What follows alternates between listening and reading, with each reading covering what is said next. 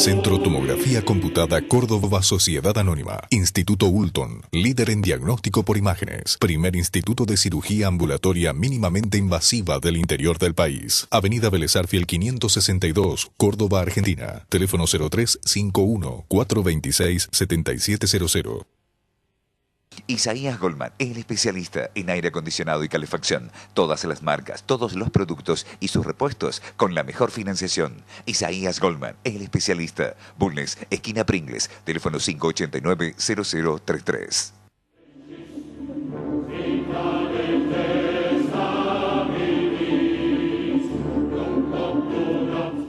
Bienvenidos a Palabra de Honor, programa de política, economía, temas en general, Canal C, martes 23 horas. En el primer bloque tenemos hoy Teatro Leído. Estoy con Gregorio Hernández Maqueda. Querido Gregorio, bienvenido. Gracias, Eduardo, un gusto. Gregorio, que es el presidente de la Coalición Cívica Córdoba, flamante presidente, está escribiendo un libro. Escribiendo y compilando. Algunos capítulos los escribe él, otros le pide a terceros, y otros capítulos entrevista gente y él los redacta. A mí me ha pedido el capítulo de la Iglesia y el poder político de Córdoba. Vaya tema, Gregorio. Entonces yo estoy trabajando en eso y vamos a hacer un avance en forma de teatro leído entre Gregorio y yo que ponemos a vuestra disposición. Empezamos, Gregorio. Me interesa... No, empiezo yo. Empezá vos. La Iglesia y el poder político. Eduardo Ibáñez Padilla, este capítulo es de mi autoría.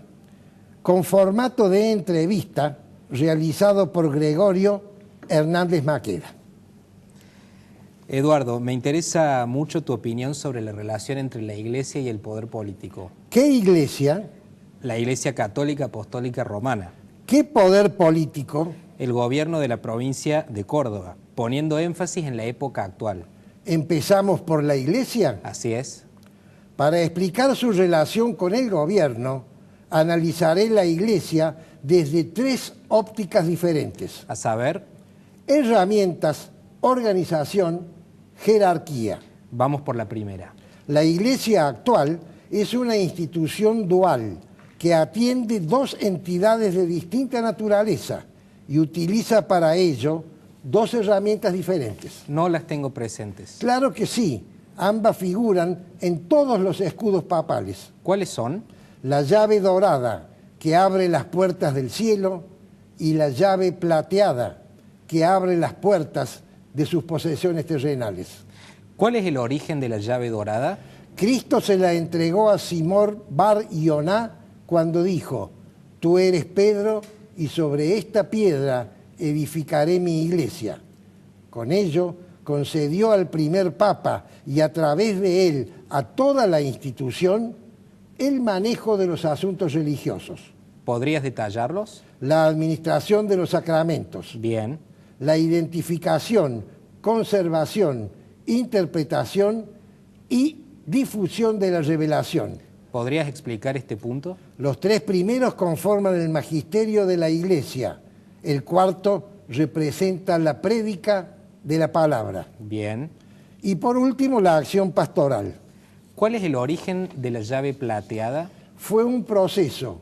En el año 380, Teodosio nombró al cristianismo religión oficial del imperio. Con la caída de Roma en el 476, la única autoridad común que perduró fue el papado. En 752, Pipino el Breve obsequió a su santidad los estados pontificios.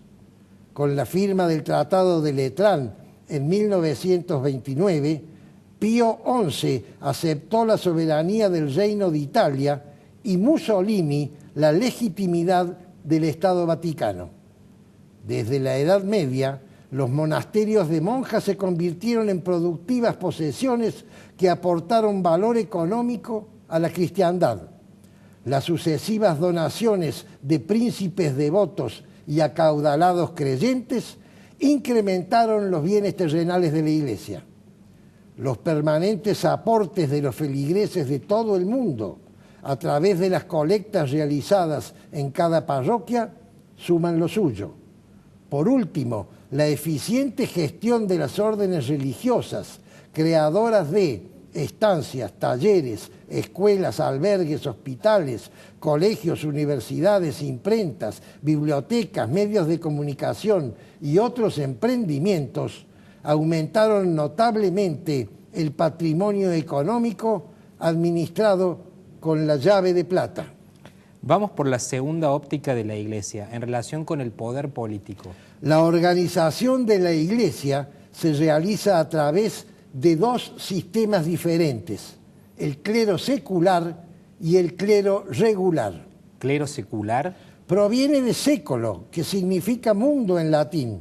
Está conformado por los obispos, sacerdotes y diáconos de una misma diócesis, siendo por tanto una organización espacial con base territorial.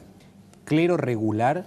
Regular proviene de regla, conformado por un superior general, el padre provincial y los sacerdotes de una orden religiosa instituida por un reglamento propio, siendo entonces una organización funcional de base institucional. ¿Un clérigo regular debe obediencia a su obispo diocesano? En los asuntos generales de la Iglesia Católica, sí. En los temas particulares de la orden religiosa específica, no. Avancemos. A tus órdenes.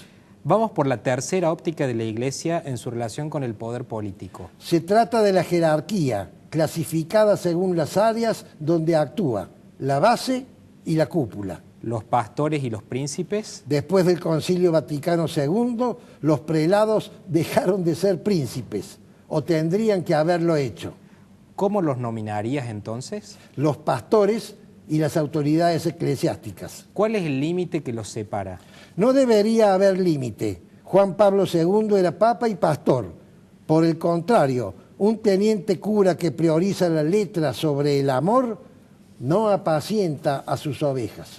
Correcto, pero ¿ambos grupos poseen funciones diferenciadas y renunciables? Sin duda.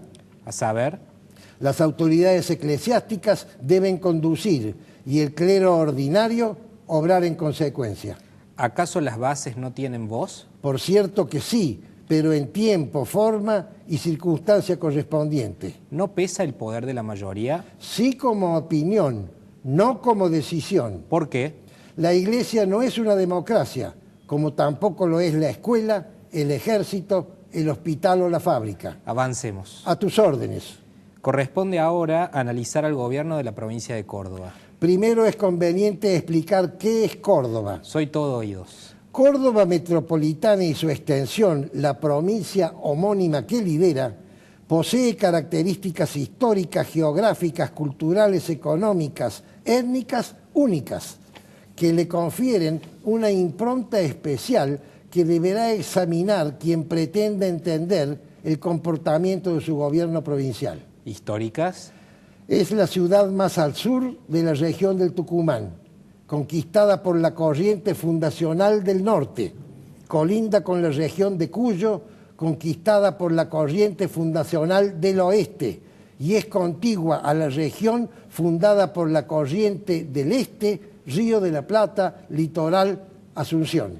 ¿Geográficas? Posee las islas grandes y chicas, las planicies del este y del sur, numerosos valles importantes, enormes salinas y un verdadero mar interior de agua salada. ¿Culturales? El Colegio Máximo, la primera universidad y las actuales 5 casas de altos estudios le confieren un estatus especial que la convierte en polo de estudiantes y faro de conocimiento. Económicas, Canteras de granito y piedra caliza, llanuras cultivables al sureste, preludio de la pampa húmeda, hornos de cal hidratada y cemento Portland, la fábrica militar de aviones, gestora de cientos de talleres metalúrgicos, ICA y Fiat, que transformaron Córdoba en emporio industrial, las pymes autopartistas, la industria de la construcción, la agroindustria, Arcor,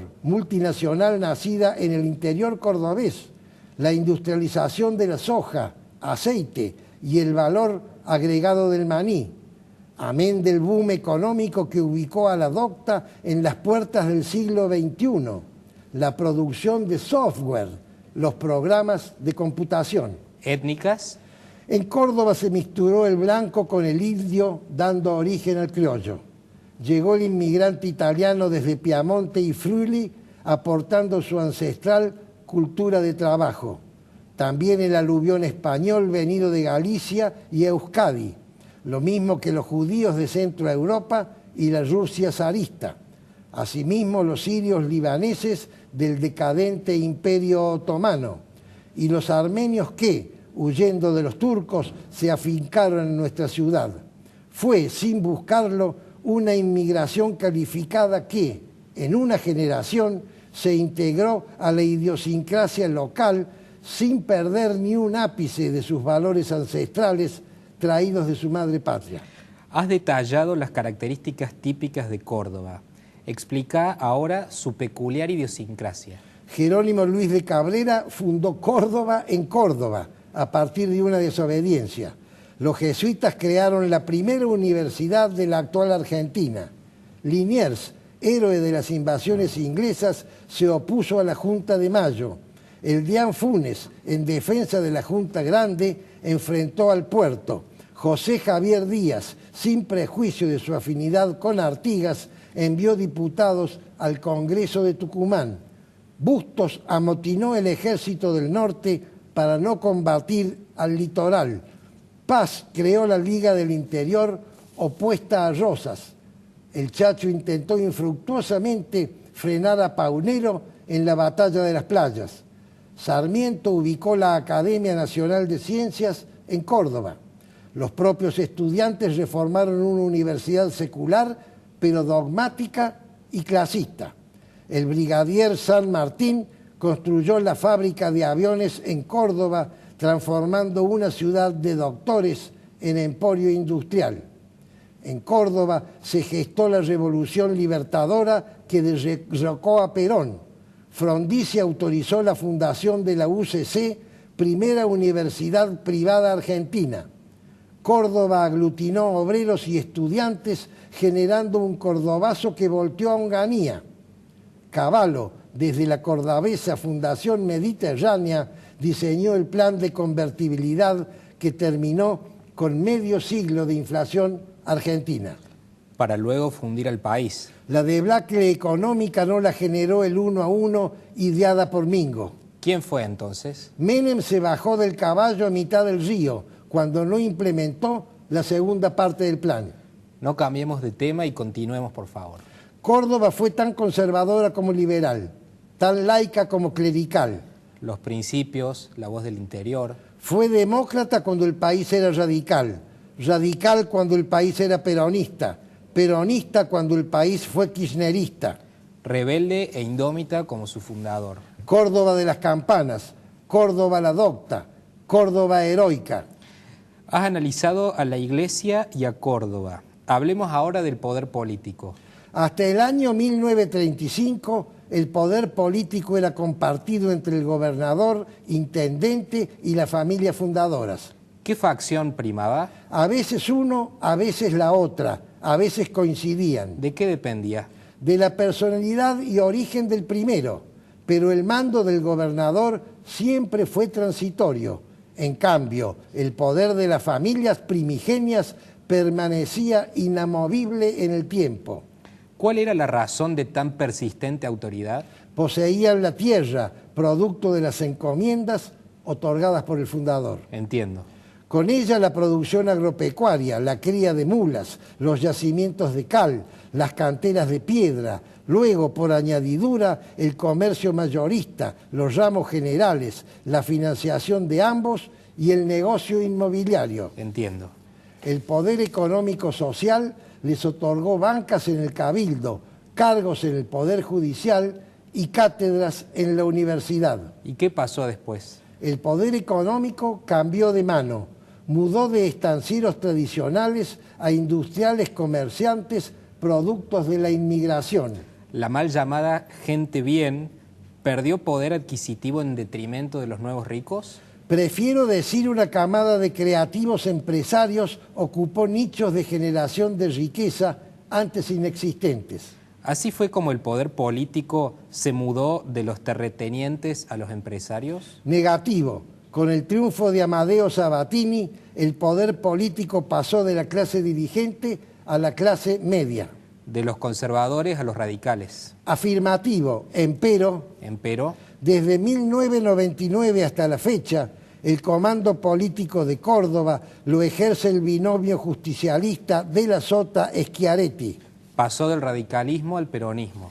Las clases proletarias inclinaron el fiel de la balanza, seducidas por una permanencia populista disfrazada de alternancia que lleva ya 5 períodos en el gobierno.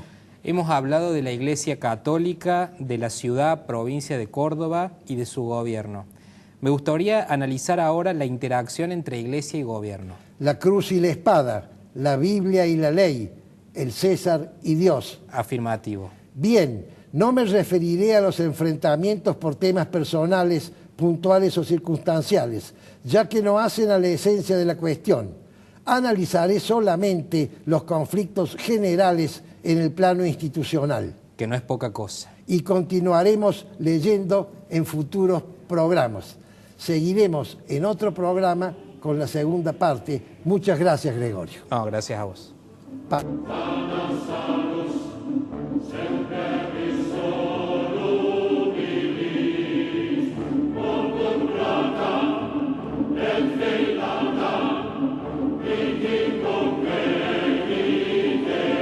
Isaías Goldman, el especialista en aire acondicionado y calefacción. Todas las marcas, todos los productos y sus repuestos con la mejor financiación. Isaías Goldman, el especialista. Bulnes, esquina Pringles, teléfono 589-0033.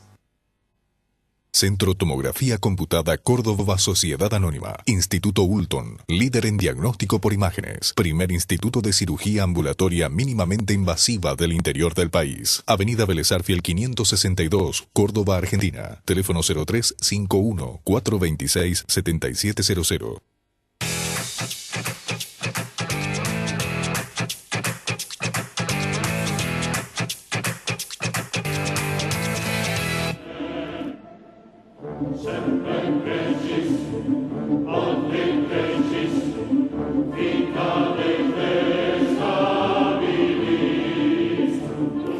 Entre que escribimos lo que hemos leído en el primer bloque y hoy, ha ocurrido el suceso de la misa de Luján, que es lo que vamos a comentar.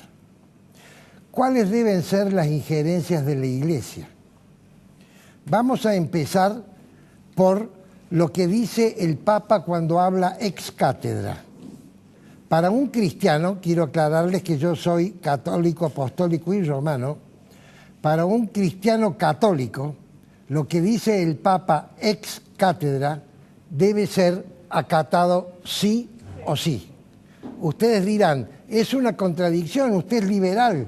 Los liberales se definen como aquellos que tienen una libertad de pensamiento absoluto. Por supuesto que sí, pero aquí entra la fe. Cuando un liberal como yo tiene fe y cree que el Papa es el representante de Dios y que Dios le ha dado la potestad para atar y desatar, entonces cuando habla ex cátedra, acata. Cuando se habla fuera de esa situación, pero en la interpretación de la revelación, los doctores de la Iglesia, por su experiencia y sabiduría, interpretando libros que son complicados y escritos en épocas muy antiguas y con estilos orientales, Entonces, nosotros tenemos no un acatamiento absoluto, pero sí un gran respeto por la opinión de los doctores de la Iglesia. Ahora, cuando se habla de economía ya es otra cosa. Los papas comenzaron a hablar de economía con León XIII en el año 1891. Antes se hablaba solo de religión. La primera encíclica de León XIII, que fue extraordinaria, introduce dos conceptos, que es la función social de la propiedad privada y la función social del trabajo. Y luego, 40 años después, Pío XI introduce también dos conceptos extraordinarios, que es el principio de subsidiariedad y además el salario justo. Pero hay una serie de encíclicas que hablan de otros temas económicos que yo no estoy totalmente de acuerdo, ni tengo por qué estarlo, porque los papas no son profesores de economía, de manera tal que ahí puede haber disenso. ¿Qué pasa, en cambio, en el tema del apoyo político de la cúpula de la Iglesia? O dicho de otra manera, la cúpula de la Iglesia Católica, ¿le corresponde apoyar políticamente? Depende qué política se trate. Hay dos tipos de política. La política ciudadana, que es el mantenimiento de las instituciones de la democracia. La Iglesia no solo tiene el derecho, sino que tiene el deber de hablar de política, porque tiene que apoyar a las instituciones que son la base del sistema, no sé si más perfecto, pero por lo menos menos imperfecto que hemos conseguido en la historia de la humanidad, para interrelacionar las acciones de la comunidad. Pero ¿qué pasa con la política partidaria? La política partidaria ya es apoyar a un partido. Ustedes saben que la democracia se maneja a través de partidos políticos. Si la Iglesia apoya a un partido, partido significa parte, está poniéndose de parte de una parcialidad. Y la Iglesia debe ser universal, porque la Iglesia es el camino entre la comunidad y Dios, de manera tal que no puede estar consustanciada como tal, con una parte, salvo en un caso, la lucha contra el tirano, entendiendo por tirano en este análisis a un gobernante que no respeta ninguna de las normas de la República Democrática y que no se lo puede sacar dentro de las leyes del sistema. En ese caso, entonces, sí la Iglesia puede atacar al tirano, dentro de las formas en que pueden ser atacados. El ataque nunca puede generar bajas en la población civil, porque entonces se convierte en terrorismo, que es otra cosa. ¿Por qué hago este análisis? Porque hace pocos días hubo una misa en la Basílica de Luján, que ustedes la han visto en televisión, en todos los canales, y es de lo que quiero hablar. ¿Puede la Iglesia dar una misa a una parcialidad? Por supuesto que sí. La Iglesia nunca va a negar una misa a nadie, pero hay misas y misas. Una cosa es una misa para un grupo, otra cosa es una misa abierta y pública, otra cosa es una misa abierta y pública con todos los medios de comunicación que la pasan a todo el país. Y otra cosa es esta circunstancia estando en la primera fila las personas que estaban sentadas, que era un ex vicepresidente, un ex gobernador de la provincia de Buenos Aires, un ex secretario de Comercio y dos actuales popes de un sindicato que tiene en jaque al gobierno.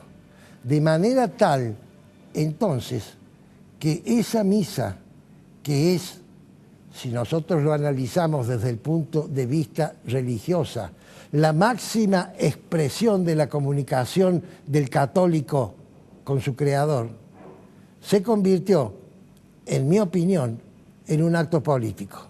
Y se convirtió en un acto político en contra del gobierno. Y el arzobispo de Mercedes Luján, que es el dueño de casa, es el que permitió esta situación.